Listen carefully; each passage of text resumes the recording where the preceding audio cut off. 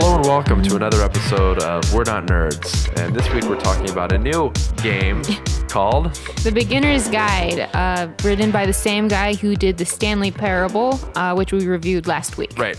So this, like the Stanley Parable, will be heavily filled with spoilers because it's one of those games that's hard to talk about without, getting into some territory that gives a few things away. Not that I think there's too many spoilers anyway. Yeah. It's not the kind of thing you can spoil. It's more of an apology. It's like a conversation, like a guy apologizing to someone, and you're just kind of standing there witnessing it. Right. Right. So without going into too many kind of spoilers, let's go over like the real basics of the game. So it's first person. First person. It's done in the Source engine. So I mean, if you've played, I don't know, what are games in the Source engine? Half-Life. Okay. That's what I thought, but I don't want to get it wrong and have you over there staring at me like I don't know what I'm talking about. So like any first-person shooter, a lot of games like that, it's all first-person. You walk around, A, S, W, and D and everything to maneuver and one click on the mouse. And the general idea is these are games that... Now, I don't even know if this is true or this is just part of the story that's written in order to do these. It's true, but Do we know that for sure? I guess we don't. But these are a bunch of little mini games, basically. Kind of. You're exploring, like games that someone else made. Like, he's like, these are my friends' games who has stopped making games, and we're just going to explore them because he thinks they're really good. So the structure of the game is, and he just takes you through, this is the first game I ever played that this guy, and he calls him Coda. Yeah. The first game he ever made, and it's basically a level. I think it was for... It was like a desert. It was for first-person not shooter. Call of Duty, but it was like, what was it?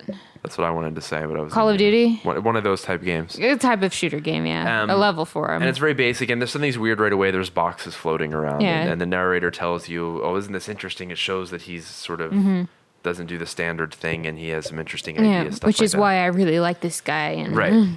And then it goes to a couple of other scenarios I where... think the next one was a space station with a gun, but you never use the gun. Yeah. And he gets into... He never finished this game, but look at what he was trying to do. Yeah. There's an error at the end where you float up above the level instead of dying, and he... Because it was a glitch, but he kept the glitch. But he kept it because it's like you're ascending into heaven and stuff like that.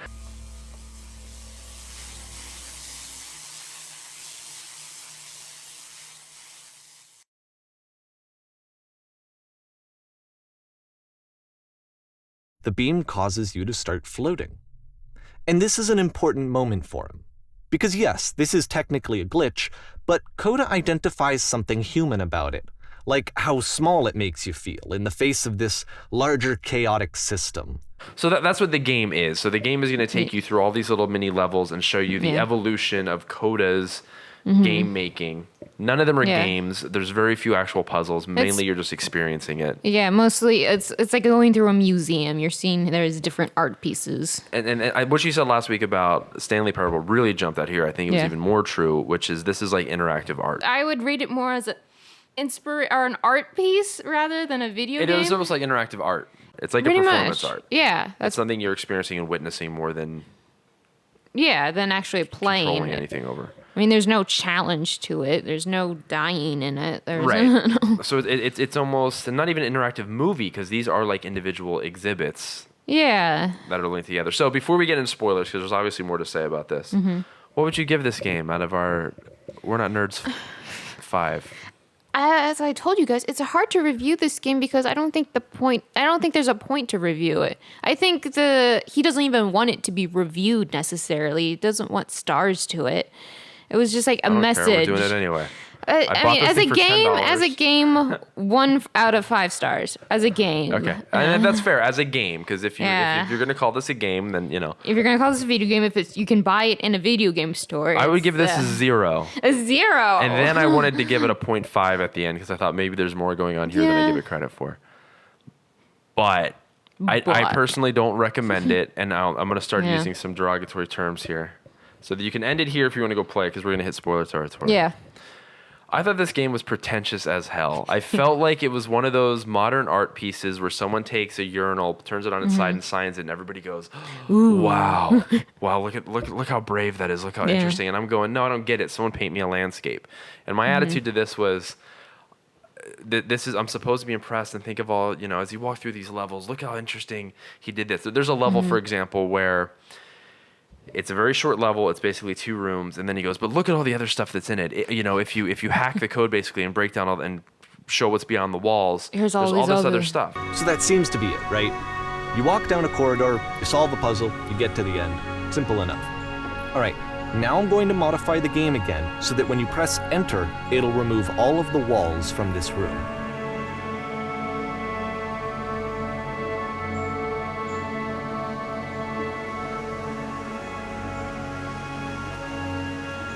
How about that? There was more to it than we had any way of knowing. And you're like, okay, and it's trying to say something about life that, there's more going on behind the scenes than you're aware of or something. And I'm like, this isn't a game. This is someone throwing philosophy 101 at me. Pretty much. Pretending it's really revolutionary. And I'm like, okay, is this over yet? Yeah. So, it was very boring in the beginning. It was just, he was rambling on and on. like you said, and I was like, pseudo-philosophy kind of stuff. There's another level with all these prisons on it. And, it's like, look at how he does these prisons. And he starts getting into how this is a person trying to express that. They're really just reaching out for someone to talk to. like a museum. Like you're walking through a museum and this person's like, the guide is like telling you, now this piece is... Right. But again, it had that air of like pseudoscience to it. So have you ever seen Arrested Development? I've heard of it, but I have never seen it. Great show. Maybe was struggling with a screenplay in her secret life as a film executive. Is that a story? Not yet. It doesn't have an ending. He's in LA, she's in Japan. How do I get these 2 characters together? Maybe they could walk. Across the ocean? If it's not too deep. No. Deep is good. People are gonna say, what the hell just happened? I better say I like it, because nobody wants to seem stupid. I like it. No one will get it, but everybody will think it's really neat. No one will want to admit they don't get it, so everybody will say that they love it. And that's what this felt like. It felt like this sort of like, no one's going to call out that this doesn't make any sense and it's not as profound as it's trying to be. Yeah. That's the way I felt about it. Although the very ending actually did make me sad. Okay, so let's just skip to the ending, because there's not a whole lot more to say, right? I mean, we pretty much just said all the levels. Yeah, it's pretty much the exact same thing. And again, I found increasingly pretentious the way it was trying to tell me that, this level shows that Coda was just becoming more secluded from life. Now, put yourself in my shoes playing this. Here's a friend whose work is exhibiting signs of struggle, frustration, anxiety, depression, even. And yet, still, he keeps making games. He keeps throwing himself into the grinder even when he clearly doesn't have the energy for it anymore. Why? What is it for? Because from my perspective at the time, and just what I knew of him, this was a result of how isolated he was. He was really lonely, and that's why he... depression. Yeah, he talks about, the game he really liked is one where you're cleaning up a house, where literally you walk around and the little text says, supposed to be a person. You arrange the books and you click on the bookcase and then it arranges itself and then you move on. And then it repeats itself too. Oh, can you rearrange the books again? And I was like, all right. And again, that's one of my favorite games. I'm going to go, that's not a game. Yeah. That's not a game. So real quick, before we get to the ending, there's also only like 2 puzzles the entire time. There's a door puzzle. There's 2? You forget the one on the spaceship where you need to go up to the light on the little bridge across the top, and you had to go to that and talk to that person if you wanted to get like past that level. At least that's how I got through it. Maybe there's other ways, or eventually it just. Was there? Yeah, you're on like the bridge of that spaceship, and the big doors coming up towards the view screen, and it crashes into you. Right. You're right. 2 puzzles. 2 puzzles. I forgot about and the other one repeats. Then he talks about the one repeating, the door puzzle repeating is somehow profound. This is always taking us back to something Coda's familiar with and all this. Yeah, ending a chapter is with a... Right. There's still no clear indication of what makes this puzzle so special that Coda is going to return to it over and over. So why don't you tell us about the ending, man? How does this game end? So in the end, this guy, the creator says he showed these games to his friends because he wanted to help Coda get out of his funk. And so at the end, Coda gives him one more game, and it's basically saying, I don't want to talk to you ever again. I'm the reason that you stopped making games, aren't I? It's because of what I did. I poisoned it for you.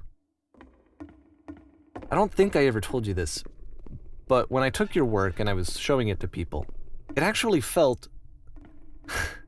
it felt as though I were responsible for something important and valuable. And the people who played them, they treated me like I was important. They really listened and cared about what I had to say. even though I was showing your work, I felt good about myself. Why did you show these games to other people? That was an invasion of privacy. I'm fine. Basically, it kind of says you were overanalyzing all this stuff and you turned it into me some kind of depressed person. And exactly. And I don't dump your problems on me or try to interpret. So is this things. real though, or is this just part of the game? So okay. There's two ways to take it. One, what we just said is absolutely true, and this is really a bunch of games that this guy made from 2007 to 2011 or whatever the years were that this other guy played, and he's really showing them to us, right? Yeah. By the end, I'm like, okay, that's not what it is. This is set up to be that way. It's telling its own story. Yeah. Mm-hmm. And I'm not sure, and I didn't Google it to look it up or anything. See if Coda really existed or not. See if Coda really existed, if this is really what's going on, Yeah. But this was really an apology game. I felt like this is probably set up by we'll have to put his name, the guy who made Stanley Parable. Bill? Will? What's sad is I don't even remember his name anymore. We don't even know his name. Matt! But I felt like maybe he just created it this way for us to, he's trying to tell another story, and in this case, it's about. That's even stupider. I think if Coda doesn't it's real. I don't think that really happened. I think then that's even stupider. Would this guy really do this and do the thing at the end where he's like, "Well, why would you talk to me? Maybe you talk to me." That's why I'm releasing this collection of your work. Is because I haven't been able to find any other way to reach you. I've tried everything. And so a part of me has hope that if I put this compilation out into the world, and if I put my name on it, that maybe enough people will play it so that it'll find its way to you, so that I can tell you that I'm sorry. I'm like, okay, this has to then be a commentary on overanalyzing things about art itself. I don't know. Oh, that's even stupider if Dakota doesn't really exist. Then it's really, truly the philosophical museum piece and not the apology video. Right. Or apology game to him. It's like Yoko Ono shouting at people in a museum for performance art. I'm just if you're into that, then you'll probably enjoy this game. But if you're not... part of me that wants to like it more than I do and go, maybe there's more here. And another part that's like, if you're going to call something a game, like... There wasn't anything for us to do. There wasn't. It was just basically walking through the scenery and more walking and listening to the narrator explain what's going on around you, and then that's it. And what'd you think of the $10 price tag? At least not worth it. At least it wasn't 15. Yeah, if this was $3 or something, $3 fine. The graphics are never great. Again, it's supposed to be showing some evolution of the graphics and all. There's no real gameplay value. But anyway, that's what we thought about this game. I kind of want to like it more. I kind of almost want to think about it and wonder, is there more to it than I'm giving it credit for? But if we're going to call this a game that you can buy for $10, maybe we're not deep enough for it. Is what it is. Yeah. Thanks, everybody. Yep. If you want an interesting review, our next set is pirate games on the HTC More pirate Vive. games, yeah. Bye, everybody. Woo!